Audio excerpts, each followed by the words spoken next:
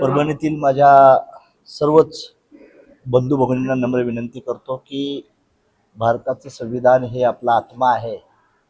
जे काल छेडछाड जाण्याचा प्रयत्न झालेला आहे त्याच्यावर योग्य ती प्रशासनानं दखल घेतलेली आहे. जे नुकसान झालेलं आहे त्याच्याबद्दल मी कलेक्टर महोदय साहेबांशी आता बोललो. नुकसानाचं पंचनामे व्यवस्थित होत चाललेले आहेत. अशा घटना पुन्हा घडल्या नाही पाहिजेत. हा महाराष्ट्र हा पुरोगामी महाराष्ट्र आहे आणि सर्वाला घेऊन आपण गेलं पाहिजे अशा दृष्टीचं आहे. जी कालची गोष्ट घडली ही अनिंदनीय घडलेली आहे, ती बरोबरच नाही, त्याचं कुणीही समर्थन करणार नाही.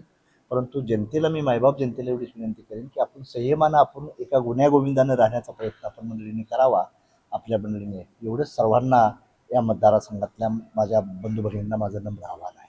कलेक्टर साहेबाशी झाल्यानंतर काल त्यांनी वर्तमानपत्रात सर्व सांगितलं की एकंदरीत काय काय क्वेश्चन होतं. काही व्यापारी बांधवांचं नुकसान झालेलं आहे, त्याच्याबद्दल पंचनामा चालू आहे आणि त्याच्यावर योग्य ती कारवाई करण्याचा प्रयत्नही चाललेला आहे. संबंधित लोकांच्याकडून काही भावनिक उद्रेक झाला तर त्याच्याबद्दल आता संयमाची स्थिती आहे आणि प्रशासन योग्य लेवलची कारवाई करण्याचा प्रयत्न करतो. नाही, माझी विनंती आहे की आपण प्रशासनानं कसं की त्यावेळी जर ॲक्शन घेतली असती तर प्रशासनावर बी आले असतं, म्हणले असते की बाबा ह्यांच्यावर ती करतात. त्या दोन्ही गोष्टीचा आपण संयमानं व्यापारी बांधवांनाही माझी विनंती आहे की नुकसान झालेलं आहे त्याच्यावर आपण या माध्यमातून प्रशासकीय लेवलला काही मदत करण्याचा करण्याचा प्रयत्न करू.